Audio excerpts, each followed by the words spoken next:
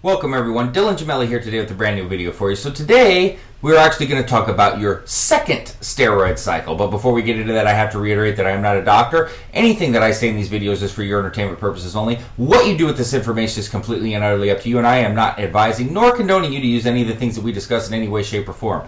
So, I've had this requested to me a few times, and I just put out a video on your first cycle, but you don't really see a lot of people discussing and talking about a second cycle, which is obviously a big step forward, but it's very important to not go crazy on your second cycle and overdo it as well. So I wanted to discuss like some compounds that are, good for while you're still as a beginner but getting a little bit more experience, things of that nature.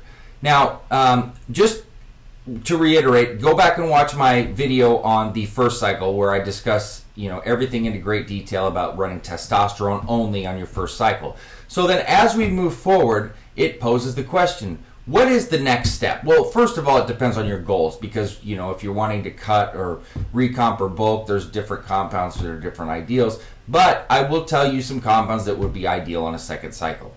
And, then we'll go from there. Now, I don't have a major issue if you want to go with 3 compounds on a second cycle. If you want to do 1 oral and another injectable. As long as they are not something like trenbolone, for example, where you're just, jumping way too far ahead, way too quickly. I don't really believe that anadrol is a great steroid for a second cycle either. Obviously, halotestin, not even close.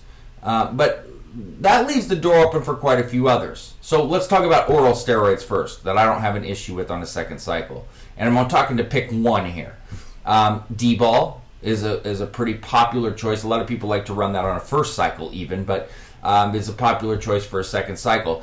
One of the things that I don't like about D-ball, especially in your first cycle, is all that estrogen conversion where you've already got testosterone converting to estrogen. You're learning your body. You need to learn your body first on how prone or maybe not prone it is to estrogen by just simply going with test only, because you throw D-ball in with that and you're just confusing yourself.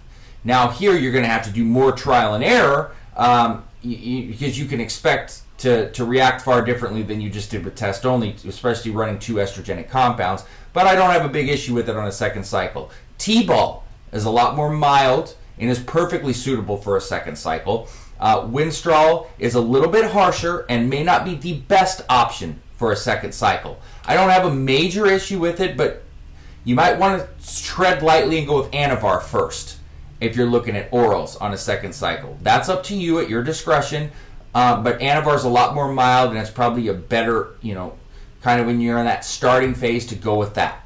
Now, if we look at injectables, Primobolan is very mild and it's a very nice compound for a second cycle. The one thing that I have a slight concern about, well, the 2 things is, first, if you're new to this and you're not, well versed with sources and getting quality products, Primobolan's faked often, so you may not be knowing what you're getting. Same thing with Anavar at times being faked often. The other thing is that it can provide a lot of PIP, which is post-injection pain, which may not be the best idea on a second cycle, but in terms of cleanliness of compound, least amount of side effects with really nice gains, Primobolan would be very ideal. I don't have a major issue with DECA on a second cycle as long as you fully understand it, which you should on any compound, but you need to be more aware with DECA to control possible side effects, but side effects are also overplayed with DECA, and it's basically due to misuse. There's just a little bit more complexity, but DECA's fine on a second cycle if you've done your research and understand it. Equipoise is a good option on a second cycle. The one thing that I don't care for is it needs to be ran a little bit longer, and I don't like to see cycles ran too long in your beginning stages especially, but Equipoise is a little bit more mild and still very effective, so I don't have a major issue with that on a second cycle either. Now, Masteron's also another good one.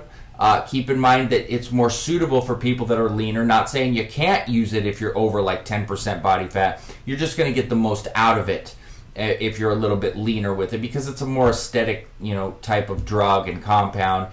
But, I see a lot of people, and I'm guilty of this in the past when I was, not to the level that I am now in terms of experience and things. I'm saying, oh, don't use Masteron if you're not under 10%. It's pointless, it's worthless. That's not true. It's simply not. And I'm the first one to admit that was something idiotic that I used to say back then. But I will stand by the fact that it's not as effective as if you were, you're not going to get every single thing out of it, or at least not see it, but you can still get a lot out of it. I just think it's a smarter idea to hold that off until it's, you know, more necessary and you're in the proper condition to get everything out of it. Because for me, if I'm going to spend money on something and invest my time and effort into something, I want to get everything out of it. But once again, that's completely and utterly up to you. You know, I've gone over dosings of things of that nature in terms of how high to run things in each of these compounds videos, do's and don'ts, things like that. I'm just telling you this. I really would not recommend stacking more than 3 compounds on a second cycle. I just wouldn't do it. You can, and that's up to you, but it's not the wisest thing. I will just tell you this. Stay a million miles away from tren on a second, even third cycle. Stay away from anadrol. Stay away from halotestin, things like that. Those are just do's. Just don't do it. What's some good combinations here on second cycles? Well, it depends on your goals. Let's say you're looking more towards cutting.